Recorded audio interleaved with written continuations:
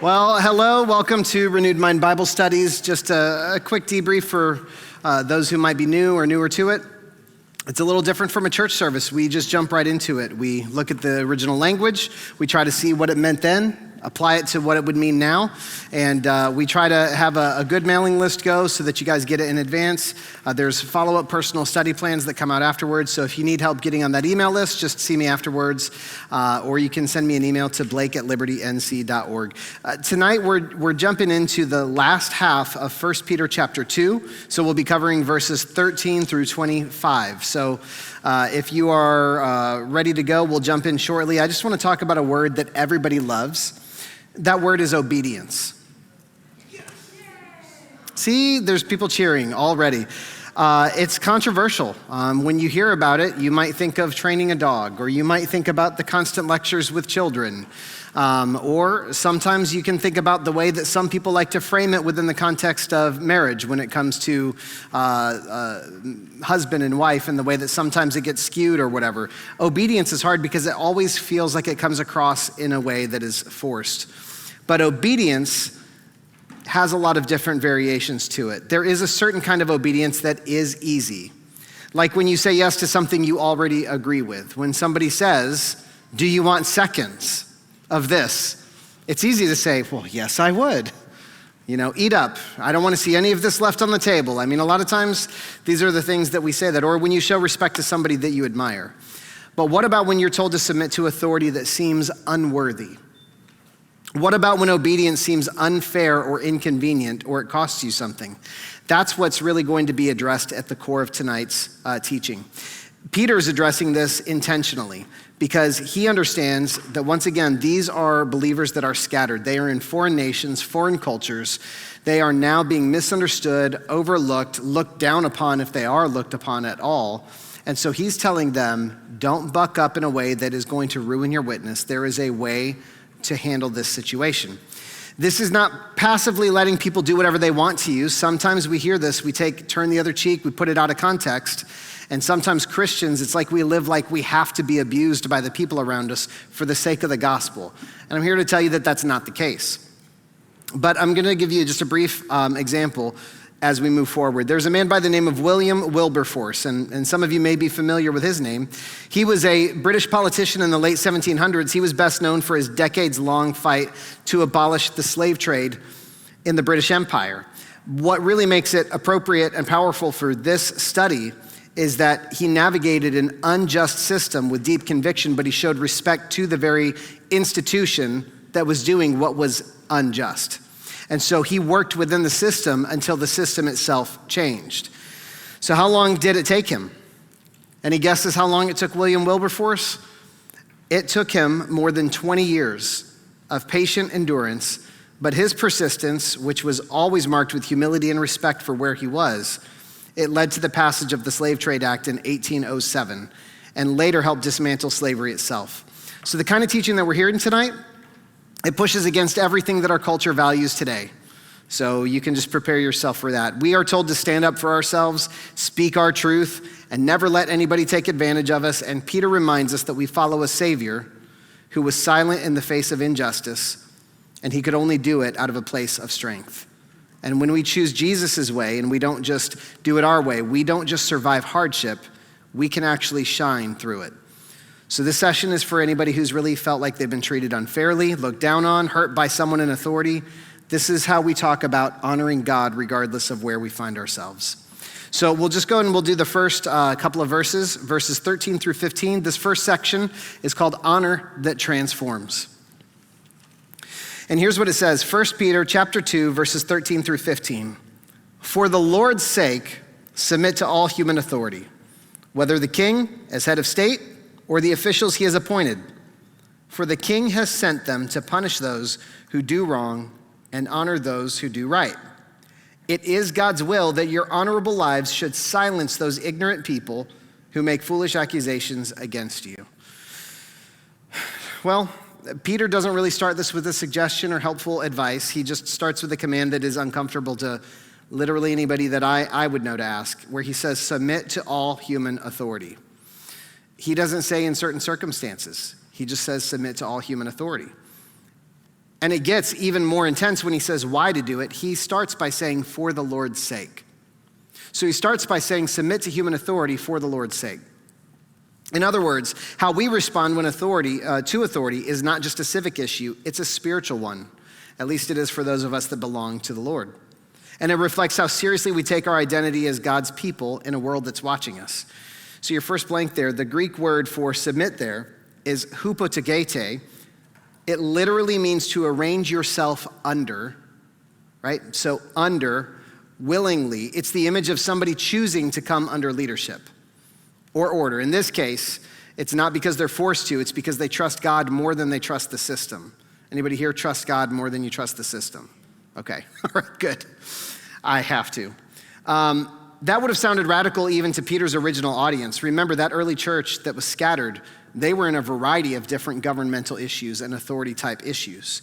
Some of them were hostile and cruel and violent towards Christians in specific. So when Peter says to submit to the emperor or to the king, he's not saying only if they're godly.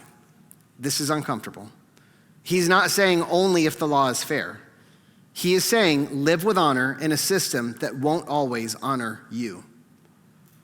The goal isn't compliance, it's credibility. This is not to make you fall in line in a world that is broken and is trying to steer you away from God. This is about your credibility within the system for the sake of those who are in it and for the sake of the Lord himself. Because anybody can follow rules when it benefits them. Anybody can follow rules when they agree with the rules. But when believers honor authority, even when it's uncomfortable, when they choose restraint over being outraged, and they choose making peace over making a scene, a lot of other people will stop and wonder why. So, for us, we're trying to build credibility, not just for us as people, but for the God that we represent. We shouldn't just obey to avoid punishment, but we obey to point people towards a kingdom that is higher than any human system. Our credibility is what opens doors for conversations.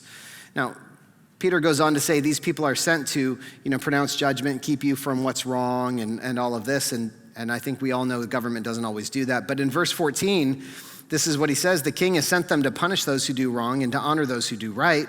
That's the general role of the government, no matter where you are. And even in ancient Rome, the goal was to preserve order, punish wrongdoing, and reward good.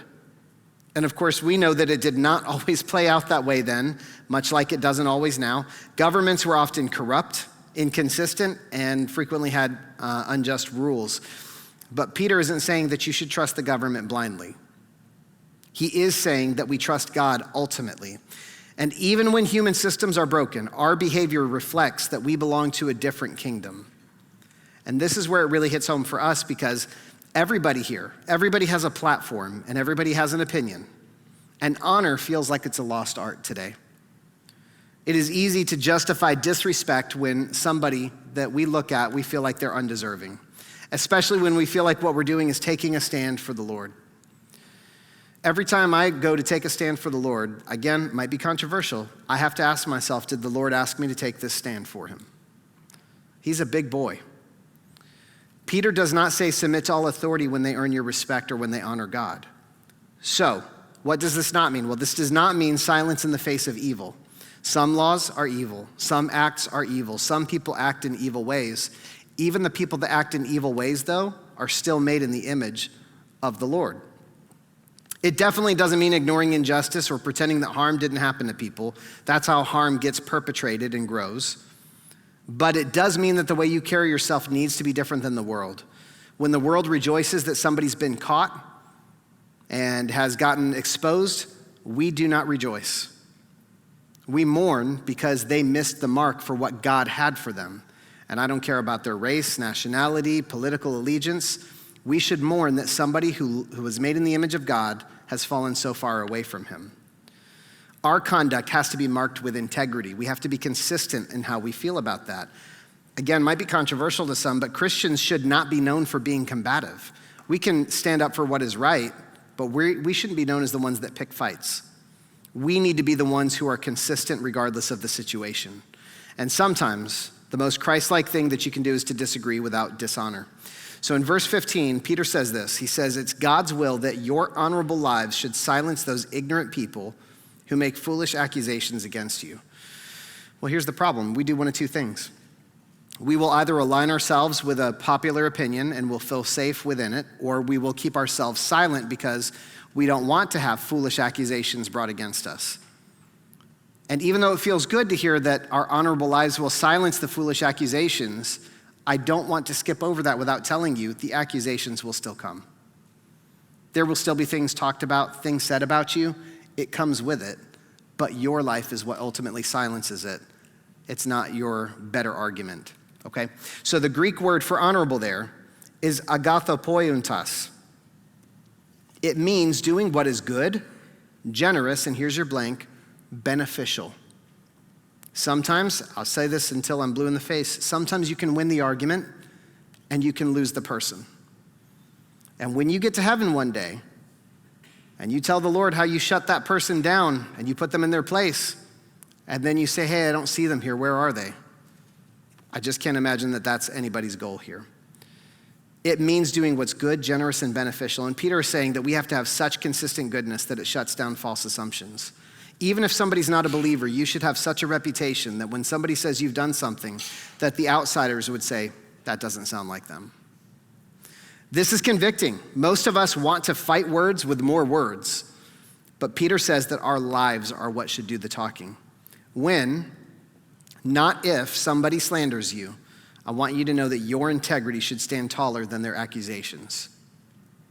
And when they look for reasons to reject your faith, they should be disarmed by how well you live it out. Think about just today's culture. So many people assume that Christians are judgmental or angry or uninformed. And sadly, sometimes we confirm that with how we speak about those that we disagree with, especially in politics. It's okay to disagree. Just be careful how you word it. Peter says, silence them with your life. Let your patience confuse them. Let your humility be what confronts them. And let your peace be what is most unsettling to them. You are not living this life just for yourselves, Christians. You are representing a kingdom that is not here. And that means that the way you treat your boss, the way that you respond to a local law, or speak about government leaders, or post online, all of it is an opportunity to glorify God, or it's an opportunity to distort him to people who don't know him yet. So what will you choose? Personal insights. Where do I struggle to honor leadership, especially when I disagree? Just food for thought. And how might my attitude toward authority impact my witness to those watching my life? Everybody's got a different set of eyes on their life, don't they? Next two verses, we're calling this free to submit. Verses 16 and 17. Peter says, for you are free, yet you are God's slaves. So don't use your freedom as an excuse to do evil. Respect everyone and love the family of believers. Fear God and respect the king. Okay, well, Peter now says something that also would have felt upside down in Roman society. He says, you are free, but you're also slaves. And not just any slaves, he says you are slaves of God. This is terminology you don't even find in the Old Testament. But the Greek word for slaves here is douloi. It's a word used to describe someone who belonged entirely to another. This is why this matters for Roman culture. In Roman culture, freedom was the highest value. So to say you're free and you're a slave was a paradox, but believers, for us, it's that paradox itself that sets us free in this life. So Peter is saying, because you belong to God, nobody else owns you, regardless of where you find yourself in life. He says your worth, your future, and your value are not tied to your job or your title or even your citizenship. He says you are free, but that freedom isn't a pass to live selfishly. It is a call to live all more purposefully than ever before. He says don't use your freedom as an excuse to do evil. Well, the Greek word there for excuse is epikalome. It means like a covering or a cloak. That one's not in your notes. It's like a cloak. So he's saying don't use it as something to mask what's really going on. Don't hide rebellion under the banner of grace. Don't treat your spiritual freedom as a mask for pride, because God is never honored.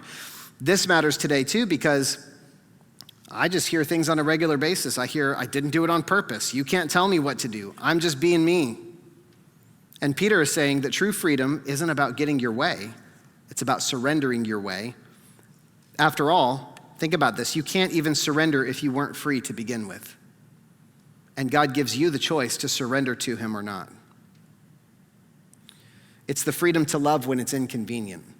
Nobody can make you love. Nobody can make you serve another human being unless you choose to. And to serve somebody when you're unnoticed is sometimes worse than to serve when it's inconvenient. Some of us don't mind serving one another when it's inconvenient because we find our identity in being the person who can answer that call and get something done and be there for them. Can you do it when you're unnoticed and when there's no thank you? So to submit, not because you have to, but because you choose to, it has to be out of reverence for the Lord and not for human beings. So here comes this list of short, direct commands in verse 17. There's 4 of them. And Peter tells us how to actually live out this kind of submission. The first one he says to do is to respect everyone. Who do we respect? Everyone. Yes, even who just popped into your head. Not just people who are kind to you. That Greek word right there, timao, it means to honor and treat as valuable. That means we treat people like they matter because they do. I remember having a coach in middle school who used to always call me Mr. Larson, and he would always say sir or ma'am when he was talking to the students. And I'm like, we're 11, like, what are you doing? And I remember telling him one time, I'm not a sir, I'm just a kid. Like, I grew up here and I don't even own anything. Everything I have belongs to my mom. So when I'm talking to him and he says sir, and I said, why do you call me sir? And he said, because you're worthy of respect. And honestly, even at 11 or 12, my first thought was, you don't know me that well, right? But the reality is, I'm a human being, right? So there's a base level of respect that there should be. We treat people like they matter. Why do we treat them like they matter? Because they matter. It wasn't a trick question. Every person's made in the image of God, even the ones who do things differently, and especially the ones who irritate you. All right, second one. We are to love the family of believers. This is also an uncomfortable thought. Why is that an uncomfortable thought? Christians are love. Because over and over again, you find through Scripture that there's a special affection reserved for those in the family of faith. What a blessing it is for those of us when our family members know the Lord and they're blood family and they're also in the family of faith. But specifically, he goes out of his way. He's not talking about the family unit that you grew up in. He's saying, love the family of believers. And he is calling the church to real affection, not polite tolerance. I'm starting to really hate the word tolerance. The word for love here is agapeo. It is that sacrificial, covenant-keeping kind of love that God exhibits. And now Peter says that's the kind of love you need to have for every other believer. And then he says, fear God. Not dear God, but fear God. That word, again, right there, it is phobesthe. It means in reverent awe. We just spoke about this on Sunday as we talked about the fear of the Lord is the beginning of wisdom. And he says we need to fear God. We need to live with the awareness that your life is unfolding before a holy and sovereign God who is going to look at it and make a judgment on how you've lived it. This fear doesn't push you away from God. It's actually the kind of awe that draws you close. You want to please him because you love him and you know how pure and holy he is. And then finally comes the most uncomfortable one out of all 4, where he says to respect the king. I want you to think about the politician that you hate the worst, the one that you think was worst in office, did the worst stuff to this country. Don't say their names out loud. We're not looking to get into fistfights tonight. Just think about them. They are nothing compared to Emperor Nero. And that's your blank. I don't care who you're thinking of. They are nothing compared to Emperor Nero. And for those of you who are a little bit of a history buff, yes, it is that Nero that was in charge when Peter wrote this. The same Nero that would soon launch a violent persecution against Christians, the same one that burned Rome and blamed Christians, the one who used to light his gardens at night with the bodies of martyred Christians while he would ride around and laugh at the ones that were being burned alive. We have not endured that in today's day and age, have we? And Peter writes, respect the king. Peter's not being naive, and he's definitely not being passive if you have followed Peter's story through the scriptures. He understands the cruelty of those that are in power right now. We say we can't respect politicians because of a bill they support or something in their political platform, but Peter was encouraging these believers to respect Nero while he lit their family members on fire. And today he would say the same thing. He would say, respect the king. Now, you don't have to respect a thing that he does, but you do have to respect the divine spark that he was created in the image of God. And is this difficult? For sure. But if anybody told you Christianity was going to be easy, I apologize on their behalf. Why is Peter making a big deal out of this? He's not trying to write a political manifesto. He's writing a letter to exiles who are now facing all sorts of other kings and other rulers that are underneath the most unjust one. And he knows that the power integrity has in the face of injustice is incredible.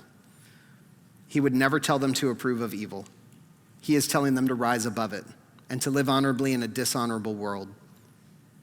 This was actually a courageous thing for Peter to write. It still is, to be honest with you. Most preachers do not like preaching that, in specific, depending on the political season. Submitting to authority does not mean endorsing sin. I just want to make that very clear. It means choosing the higher way in how you address it, not the easier way. There's a lot of things I could say on any given Sunday and get a whole room full of amens and have about 15 or 20 people decide to never walk back into church again. And I just don't know that that's worth it. Again, the goal is not compliance, it's credibility with an unbelieving world. When we live in humility, even under hardship, we declare something that is louder than a protest. We proclaim that Jesus is still king. So how do we do that as exiles? We don't withdraw and we don't rebel. We endure. Tonight is called Exiles Who Endure. It's easy to withdraw and then we don't have to deal with it anymore. It's also easy to make our opinions heard in a way that's aggressive because then we feel like we're doing something and we're actually called to exist inside of this tension, this in-between, and hold the line. In the end, the goal isn't just to be right, it's to reflect God. So personal insights, here's some things to just give you so you can take a look at your own life. Where in my life do I confuse personal freedom with spiritual maturity? And that's a pretty deep question when you think about it, because I remember when I was a kid thinking, one day I'll be old enough I can have ice cream for dinner if I want. I can do all sorts of things if I want. You know what happens when you have ice cream for dinner? It's a bad time the rest of the night. I'm just going to tell you. I'm free to do it. Doesn't mean that it was a mature decision. I'll just throw it that way. What area in my life am I most tempted to use my freedom selfishly instead of serving others?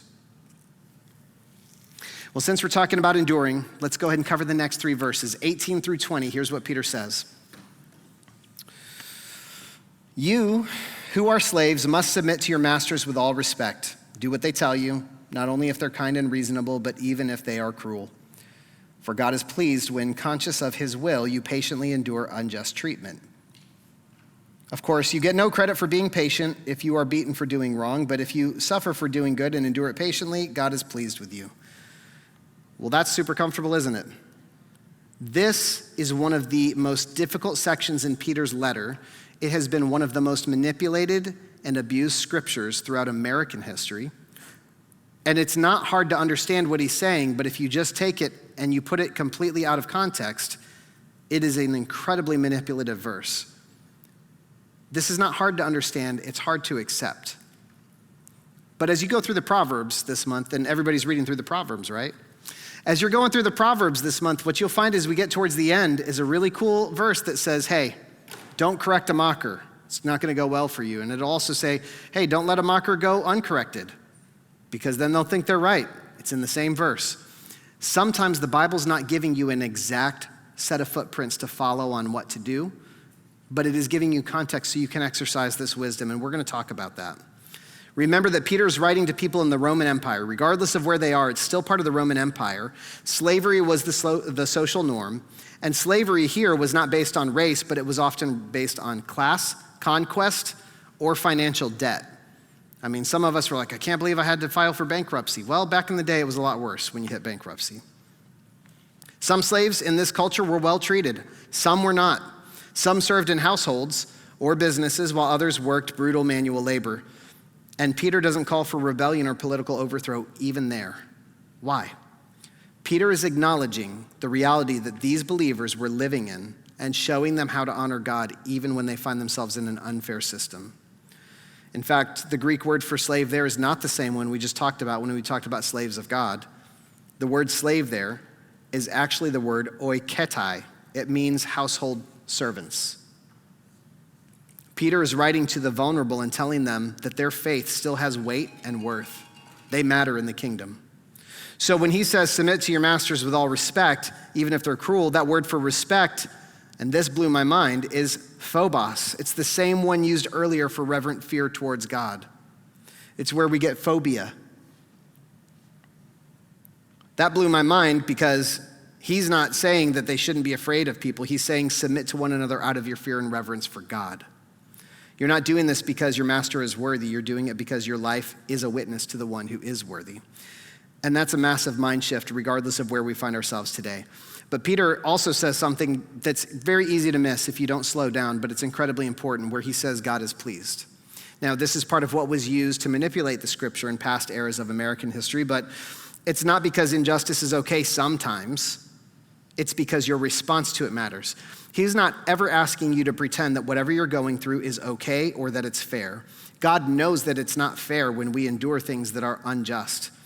He's just showing that when you choose to endure mistreatment while keeping your eyes on God, it still honors him.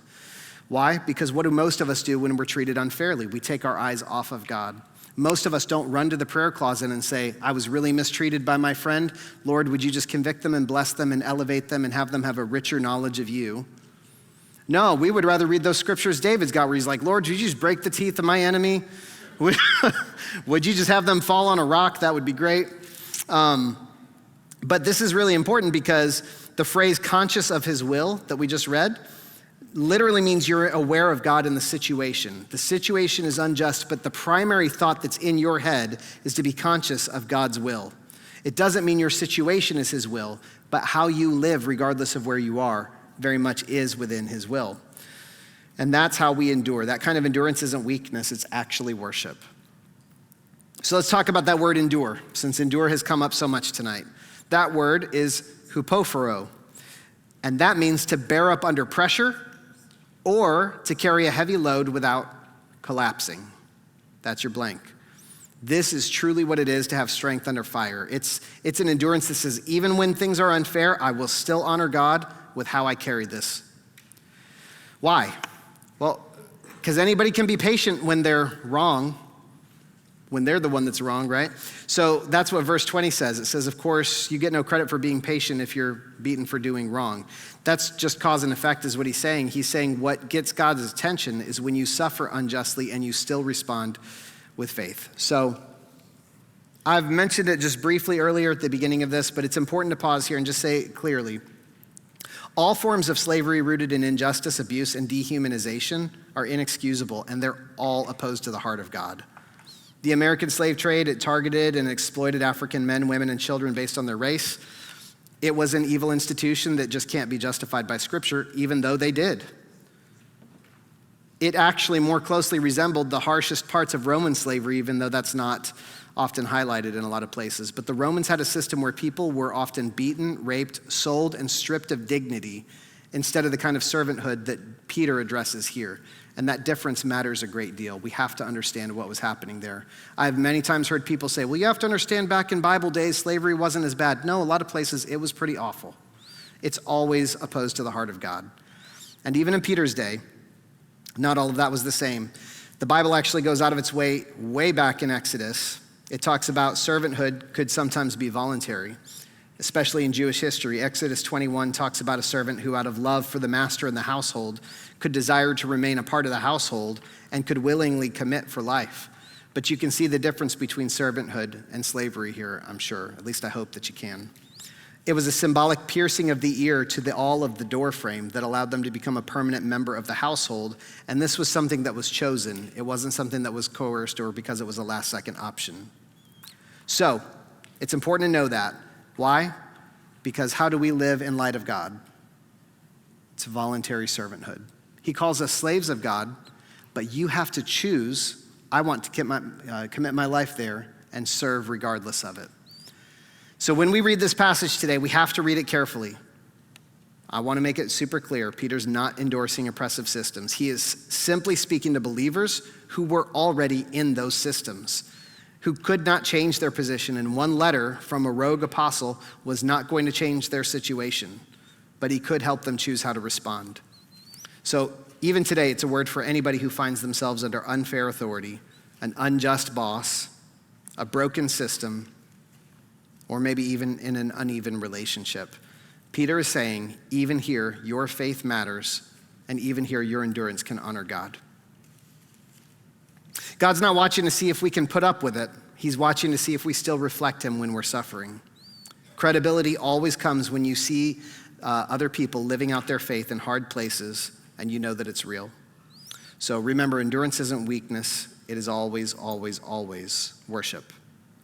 It's a statement that your heart belongs to someone greater than your circumstances, and that is always the kind of faith that pleases God. A couple personal insights for you on this section. Where in my life am I being called to endure simply because it's faithful? I mean, sometimes God has an escape route planned for you, but it's not right now. And the second one, how have I let injustice or hardship distract me from the power of my testimony? That's the one that kind of got me as I was writing this. All right, last few verses, 21 through 25. We wrap up chapter 2 tonight. 1 Peter chapter 2, 21 through 25. This is Christ. He is our pattern, and he is our peace. He says, for God called you to do good, even if it means suffering, just as Christ suffered for you. He is your example, and you must follow in his steps. Verse 22, it says, he never sinned, nor ever deceived anyone. He did not retaliate when he was insulted, nor threaten revenge when he suffered. He left his case in the hands of God, who always judges fairly. Verse 24 says, he personally carried our sins in his body on the cross so that we can be dead to sin and live for what is right. By his wounds, you're healed. That one we hear quoted a lot, don't we? Just the rest of it. Verse 25, he says, once you were like sheep who wandered away, but now you have turned to your shepherd, the guardian of your souls. Well, Peter ends this section with one of the most eloquent gospel summaries in the entire New Testament. And it is not just about what Jesus did for us, it's about how we're called to live like him while we're here. And that may sound like a heavy charge because who can walk up here and say, I'm living like Jesus, y'all, watch my life. But that is where your peace comes from, is when that's the goal. It's worth the pursuit. When you stop fighting for control and you start trusting the one who has already carried your wounds inside of him, you find a whole new kind of strength. So Peter begins with a calling. He says, God called you to do good, even if it means suffering. How many times have we tried to do something good and we say, man, this is thankless, or man, this is hard. It's a heavy thing to carry. God gets it. This is a discipleship assignment from Peter. The Greek word there, for example, is hupogramos, and it refers to a writing template or a tracing pattern used by students learning to write. In other words, Peter is saying that Jesus left a pattern to trace with our lives. I think about this because I got kids that love to trace things. They love to trace these pictures and say, look what I drew. And I mean, their art's getting better and better all the time, but I remember doing this. How much more important to do this with our lives? And then he quotes from Isaiah chapter 53, one of the clearest prophecies about the suffering Messiah that we worship today. Listen to this pattern that we're called to pursue. He mentions things like this. He says he never sinned, he never deceived, he didn't retaliate, and he didn't threaten. Instead, Peter goes out of his way to say that Jesus left his case in the hands of God, who always judges fairly. And this might be one of the hardest ways to imitate Jesus, just to be honest with you. Jesus did not fight back in his own pride. He didn't try to win the argument. He just asked God to be the judge. How different would it be if whenever we felt wronged, we just went to the prayer closet and said, Lord, I'll just ask you to cast judgment on this. The reality is sometimes we don't want God to be the judge because we know he's going to hand down judgment on both sides of it. We just want judgment to come down on the other side.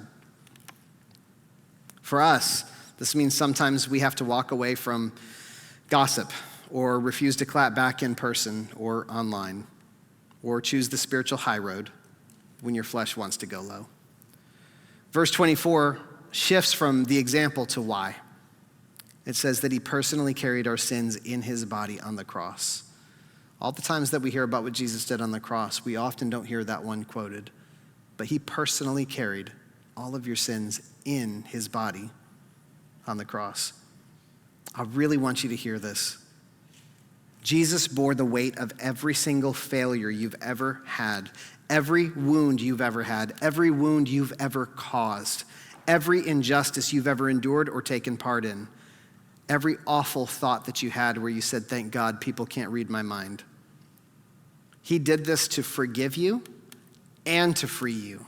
And now that he's freed you, we've just seen the pattern on how we're supposed to live out that freedom. And Peter says, so that we can be dead to sin and live for what is right. This is the trade. His wounds for your healing. And we have to live like it. So Peter echoes Isaiah again. He says, by his wounds, you're healed. Not just physically, although I'm a big believer that physical healing is something God still does. But spiritual healing, emotional healing, and relational healing is available for us too. Jesus was actually torn apart so that you and I could be made whole. So in verse 25, think about that as he says, once you were like sheep who wandered away, but now you've turned to your shepherd, the guardian of your souls. And that word guardian in the Greek is episkopo. It is the same word used for a spiritual overseer or protector. That blank is protector. By the way, that's also where the Episcopal Church gets its name from, because they're led by overseers. Peter is saying that you're not alone anymore. You are not vulnerable anymore. You are not lost or directionless anymore. You are not left to figure out life by yourself. You are under the care of a shepherd who sees your scars. He sees all of your fears, your failures, and he walks with you. And so it's kind of cool that we get to close chapter 2 with this, but Christians, this is the gospel. Jesus died for us, yes, but he also walked ahead of us, and now he walks with us. So if you are suffering for doing good, or if you're misunderstood, overlooked, or enduring something that feels unfair, Peter just says, trace his pattern, walk in his peace, and remember who is truly watching over your soul. 2 personal insights there. First of all, where am I tempted to fight for control or to retaliate instead of trusting God to judge fairly? And then, am I living more like someone who's wandering or like someone who is led by the shepherd? If you're watching on the live stream, at this point, we're going to cut for group discussion at tables, but the notes are attached to this teaching, so hopefully you can still